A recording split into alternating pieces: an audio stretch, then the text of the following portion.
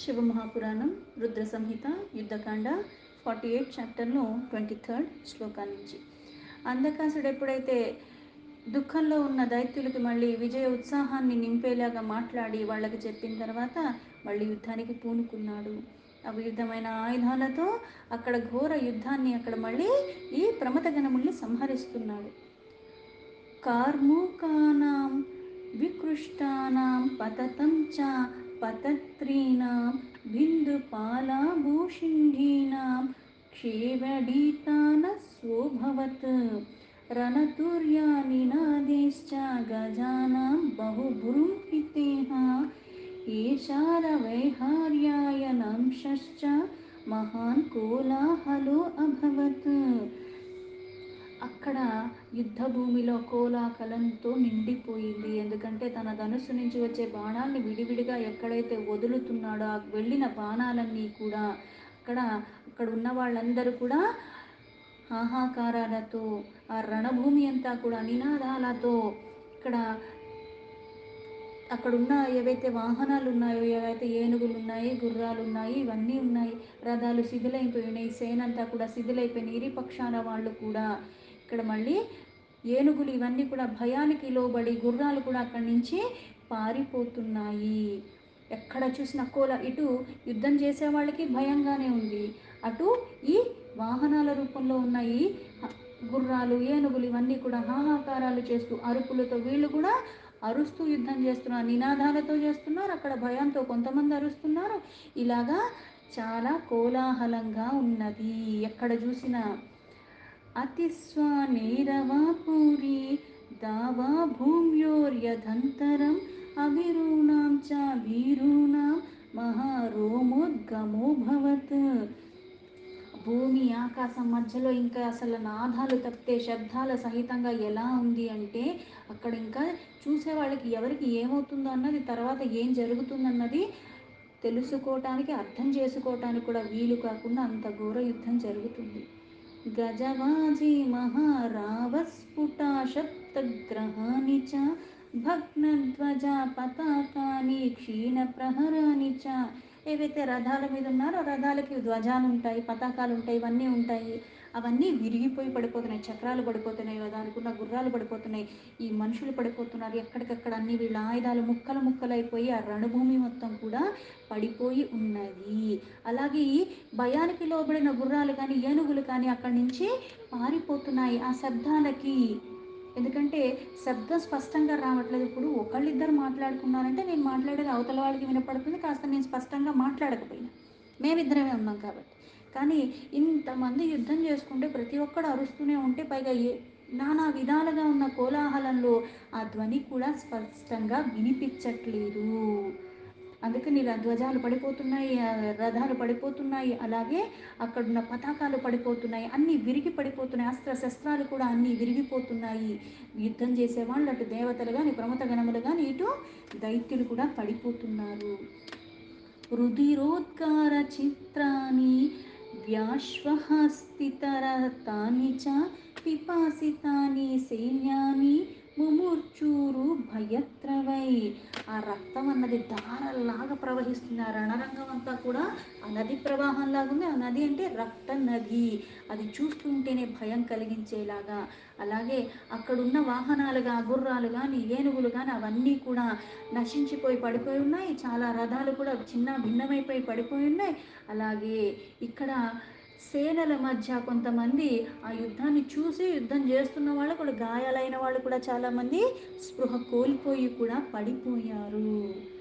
అతాతే ప్రమత వీర నంది ప్రభూతయస్తథా బలేన జగ్నురసురాన్ సర్వాన్ ప్రాపూజ్యం ముని దుష్ట్వా సైన్యం చ ప్రమతేర్భజ్యమానామితస్తతః దుత్రావారతమస్తాయ స్వాయమేవాంధకో ఘనాన్. ఓ ముని, ఇలా నంది ద్వారా అక్కడ ప్రమథగణములు కూడా వాళ్ళ బలాలతో దైత్యాలందరినీ చంపుతున్నారు, ఇక్కడ విజయాన్ని పొందుతున్నారు. ఎందుకంటే మరణించిన దైత్యులు మళ్ళీ బ్రతకట్లేదు.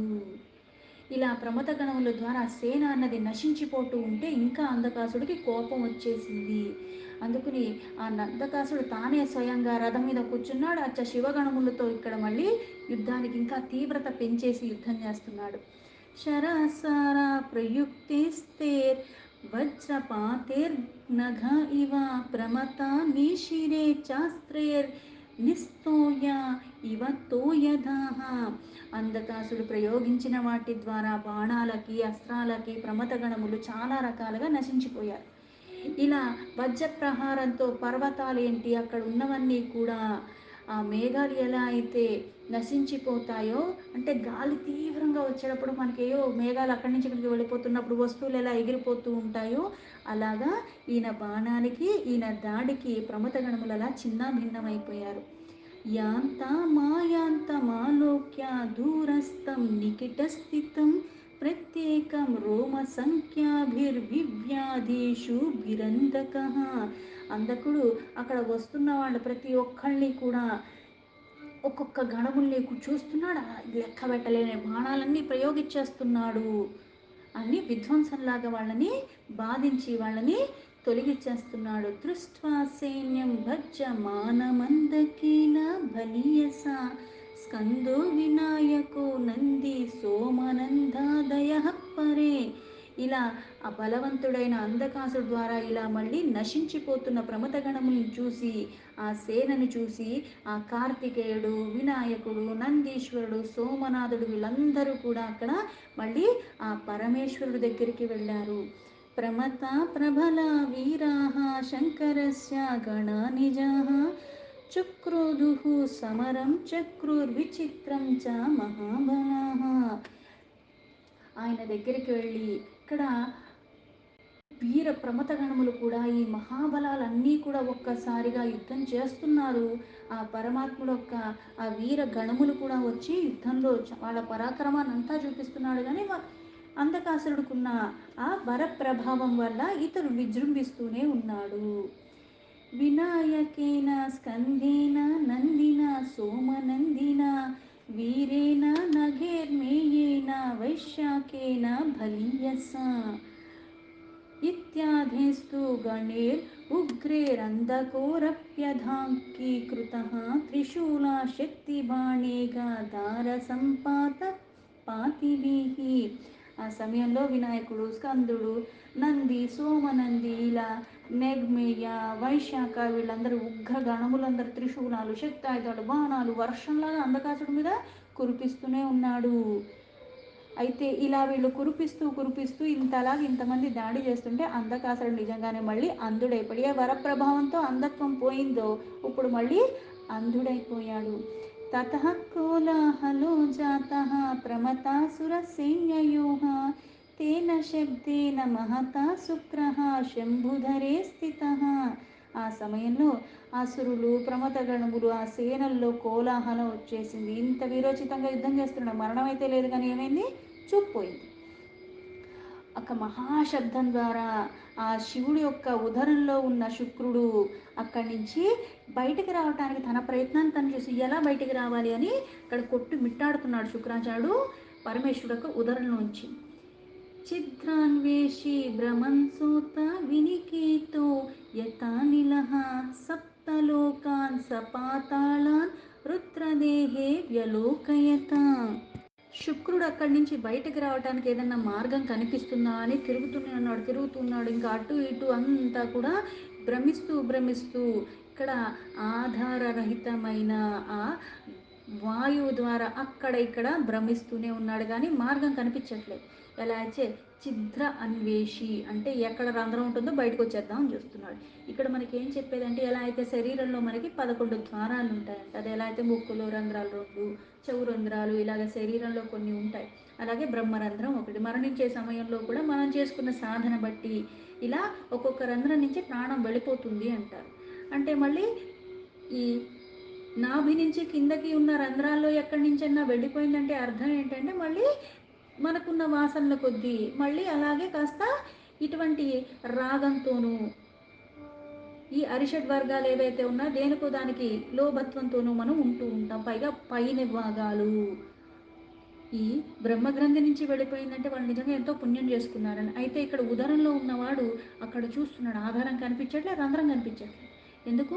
ఆ త్రినేత్రుడైన పరమాత్మ ఇక్కడ శరీరంతో ఉన్నాడు, ఆయన లోపలికి వెళ్ళాడు. ఇవన్నీ చెప్పటం ఏంటి అంటే, ధ్యానంలో నువ్వు ఎప్పుడైతే సిద్ధి పొందే స్థితిలో ఉంటావో ఏమవుతుందంటే, అందరిలోనూ అవే శరీరంలో రంధ్రాలు ఉన్నాయి. కాకపోతే ఇంద్రియాలు ఎలా జయించారో వీటిని అన్నింటినీ జయించిన కారణంగా వాళ్ళ ప్రాణం ఎక్కడి నుంచి వెళ్ళాలో కూడా వాళ్ళు నిర్ణయించుకుంటారు, జ్ఞానులు, సాధకులు. ఇక్కడ తిరుగుతున్నాడు తిరుగుతున్నాడు కానీ అక్కడ ఆ దేహంలో సప్త పాతాళ లోకాలు ఇవన్నీ ఉన్నాయి. ఆ అంటే ఇక్కడ ఏవైతే మనకి 14 లోకాలు ఈ యొక్క శరీరంలోనే ఉన్నాయి అని చెప్తారు. 7 లోకాలేమో ఊర్ధ్వముఖంలో, 7 మళ్ళీ కింద పాతాళ లోకాలు. మనకి నాభి నుంచి కింద వరకు ఉన్నవి పాతాళ లోకాలని, ఈ పైన ఉన్నవేమో అవి ఊర్ధ్వలోకాలు అంటారు. అందుకని విశేషంగా ఇక్కడ అన్ని వీటిల్లోనే చూసి, అంటే పైనుంచి వచ్చే మార్గం లేదో కింద నుంచే వెతుక్కుంటున్నాడు. బ్రహ్మ నారాయణేంద్రాణం సాధిత్య అప్సరసాం తథా భువనాని విచిత్రాని యుద్ధం చ పరమతాసురం. ఇక్కడ బ్రహ్మ, నారాయణ, ఇంద్ర, ఆదిత్య ఇలా అప్సరసులు, విచిత్ర భువనాలు ఇవన్నీ ప్రమతులు, అసురులు ఆ యుద్ధాన్ని చూస్తూనే ఉన్నారు. సావర్షాణం శతం కుక్షో భవస్య పరితో భ్రమన్ నతస్య ధతృసో రంధ్రం శుచేరంధ్రం కళూయత. ఇక్కడ పరిభ్రమిస్తున్నాడు కానీ ఇక్కడ ఎక్కడ తనకి రంధ్రం కనిపించట్లేదు. కొన్ని వందల సంవత్సరాల వరకు అలా ఉదరంలోని అన్ని వైపులా తిరుగుతున్నాడు కానీ బయటకు వచ్చే మార్గం లేదు. ఎలా అయితే దుష్టుని దృష్టి సదాచార సంపన్నుడి లోపల చూడజాలదని, ఈ విధంగా ఆయనకు ఏ రంధ్రం కనిపించలేదు.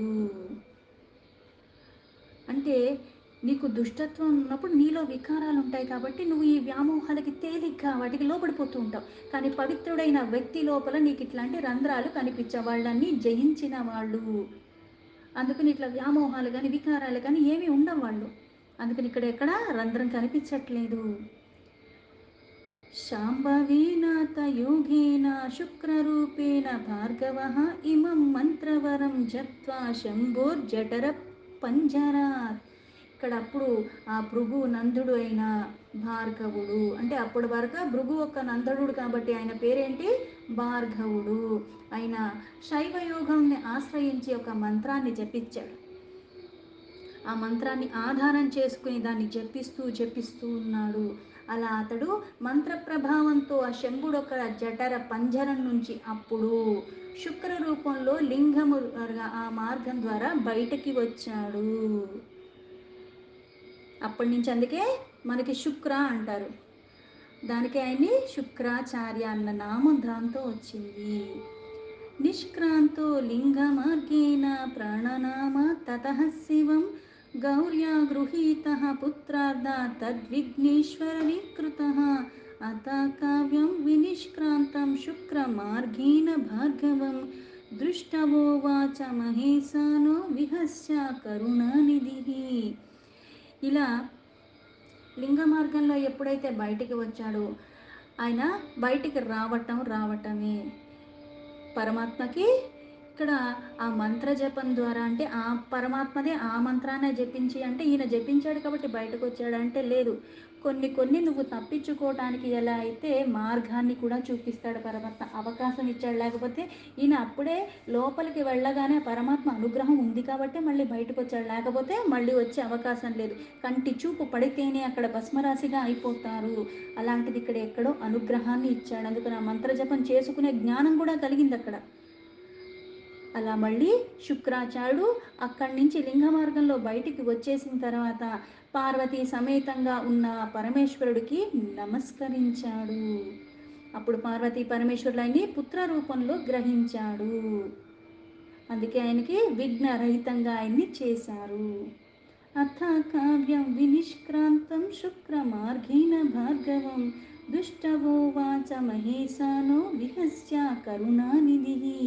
ఆ లింగ మార్గంలో వీర్య రూపంలో బయటకు వచ్చిన శుక్రుణ్ణి చూసి దయాసాగుడైన పరమేశ్వరుడు నవ్వుతూ ఆ శుక్రాచార్యుడితో అప్పుడు ఇలా మాట్లాడుతున్నాడు. మహేశ్వర ఉవాచ శుక్రవన్నిః సూతో యస్మాలింగాన్మే భృగునందన కర్మణా తేన శుక్రస్వం మమ పుత్రోసి గమ్యతాం. ఆ మహేశ్వరుడు ఆ భృగు నందుడైన శుక్రాచార్యుడితో భార్గవుడితో ఇలా చెప్పాడు: నా లింగ మార్గంలో శుక్ర రూపంలో బయటకు వచ్చావు కనుక నేను ఇప్పటి నుంచి నిన్ను శుక్రుడు అని నామకరణంతో పిలుస్తాను. వెళ్ళు, నీవు ఇప్పుడు నా కొడుకుకు అయ్యావు, ఇప్పటి నుంచి నా పుత్రుడుగా నువ్వు పిలవబడతావు. సనత్కుమార ఉవాచ ఇత్యేవముక్తో దేవేన శుక్రోర్క సదృశాద్యుతిః ప్రణనామ శివం భూయస్తుష్టావా విహితాంజలి.